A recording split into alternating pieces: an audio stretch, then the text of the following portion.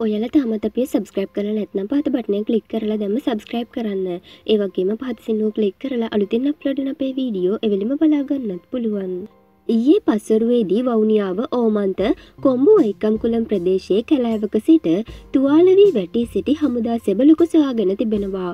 යුද හමුදාව විසින් සොයාගත් මෙම හමුදා සෙබළා වයස අවුරුදු 40ක පමණ සෙබළෙකු වන අතර ඔහුගේ සිරුරේ වෙඩි වැදුන බවට කිව හැකි තුවාලද ඇති බව වවුනියාව රෝහල වෙත ඇතුළත් කිරීමෙන් අනතුරුව දැනගන්නට ලැබී තිබෙනවා.